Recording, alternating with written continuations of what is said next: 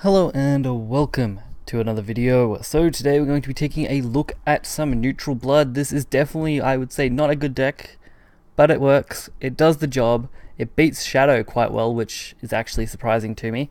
And it's not too bad overall if you're looking for a blood list. Right now in rotation, this is probably one of the better ones. I mean, Jawn Blood is pretty good too, but unfortunately I don't have the cards to build that yet, so unfortunately I can't cover that. But this one isn't too bad. It's pretty cheap. I mean, you're literally running 3 legendaries and 3 golds. The rest is all bronze and silvers. Nearly everything is from previous sets except for Happy Pig from Chronogenesis. So you really don't need to have much expense in this one at all, which is quite good if you are looking for those blood wins in rotation. So why not? And we'll get right in and take a look at a couple of these games. And first up, we are fighting a Shadow. Like I said, this deck does do quite well against them. I've beat a fair few Shadow, I would say, overall. And I'm quite happy with how that's gone. This hand, I would say, is pretty good, but average. Having the 1-drop was kind of important, but I would have preferred a Goblin. I probably could have traded out for the Goblin, but I really didn't want to take the risk of not having anything on one, so I think just holding it was just a better way to go. You mainly want this 1-drop because Shadow now doesn't really have any 1-drop play, so they are going to be focusing on their 2-drop plays to really hit you. Which at that point, Happy Pig makes up for that.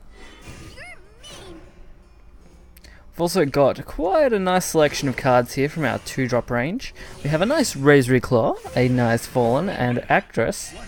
They could all work really well, especially when you have Illyrial. And another Wise Man. No, they're actually quite great. I've really enjoyed playing this deck. It's just not quite as good as I would like it to be. Panapples and I were brainstorming different ways to put some stuff into this, but so far I think this is what we've settled on.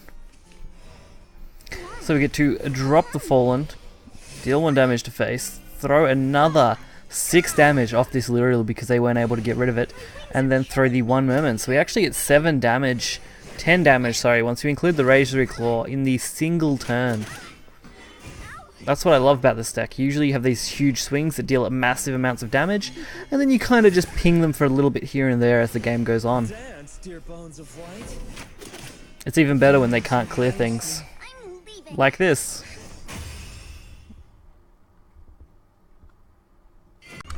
So we also have another Shadow game. I found that usually you can beat out Shadow reasonably quickly. Shadow's early game compared to this neutral blood list is a little slower, which is about the only way to win. Pushing into the mid to late game, this neutral blood deck just kind of falls apart if you haven't already set up a lethal potential option to you. So if you've got them down to say 6 health, I think that's kind of the maximum that you want them at when you get to your mid game. If they are a lot higher, it is going to be very difficult to burst them down from there, especially since you aren't running any Storm and not really running anything else major. I mean, you could probably tech in some form of Storm here, but I just don't know. You don't really want to hurt that neutral plays too much. But plays like this, where you can Goblin and then double Wiseman on turn 2, getting out 3 damage is absolutely crazy. It also forces removal, which is interesting. Goblin Mage, a great way to get some of those low-cost cards, just to make sure your hand stays full while also putting something onto the board. Of course, Fallen Angel is absolutely adorable as well. I absolutely love that card. So cute. So we do get to deal a fairly good chunk of damage again this turn, with Angelic Knight adding some more to that, as well as setting up a ward. I would consider maybe running the new neutral buff card for your turn 6 or even turn 3 plays, because it is nearly as good as Angelic Knight in the buffing sense. So it's definitely something to consider running in this deck, because it just gives you a few more options to add damage to your boards, especially when you can keep a reasonably stacked board in the mid game with low cost followers. But as I said, this deck isn't crazy good, it's just kind of a fun one to play. Of course, Scarlet Saber is perfect. Goblin plus an Evolve gets us another 3 damage, putting them to about 7 for this mid game, which is, like I mentioned, where you want them to be going into the mid game. Getting them to 7 is great, especially when their board is empty.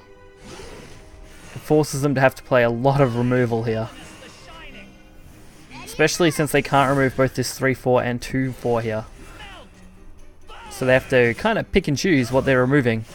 And with an evolve I actually have a reasonable amount of damage, but wasn't that big a deal because they do end up conceding. Most of my opponents do concede against this deck when they realize, hey, I can't get over it.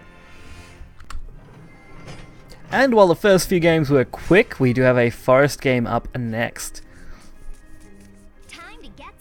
Forest is always great fun, I mean, to fight with this deck. Mainly because you have a lot of one ping damages and a few good stat lines that really block out a lot of the fairy plays. I mean, Brambles kind of screws you, but Brambles kind of screws every kind of aggressive deck because it's just that good at pinging off low cost followers. Kara is a pretty good draw. The Carabas really I've found to be pretty lackluster in this deck. It's a great way to draw mostly, and getting that ping really does set some form of timer, but I normally like to play it around turn 7ish, turn 8 if we get that far into the game, mainly because I want to keep a decent point stack so I can drop say 2 to 3 followers on the board at one time. The Elf Twins Assault, not quite killing Happy Pig, that's really good for me. Especially when I can stack Happy Pig with 3 damage. And block off this attack, hopefully. So, Flower Princess. Plus another trade. So going into the next turn, we've got the Angel of Word or the Goblin. Both are good plays. Goblin a little bit better because I do get to draw into the next one, which means turn 5 I really have a 2-drop to go with it.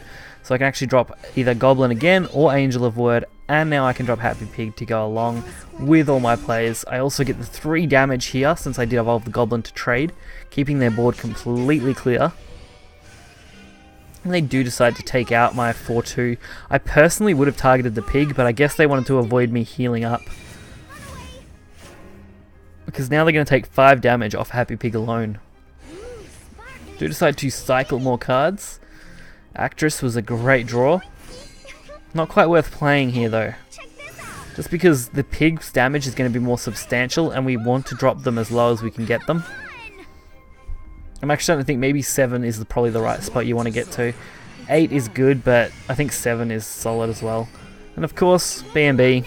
Great card. Pain in the ass to deal with.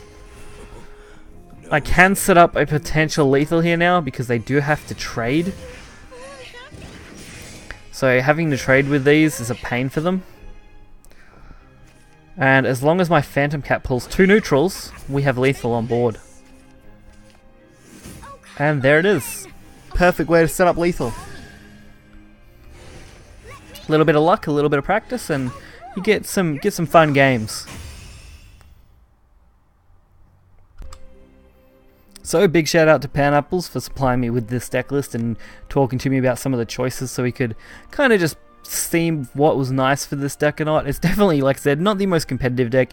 Definitely not the strongest deck, but for Blood, I think this is solid. It's definitely got some potential. With a few more alterations, I think you've got a chance at building something probably mid-tier 3, maybe just in the low tier 3 section for kind of ranking this deck in general.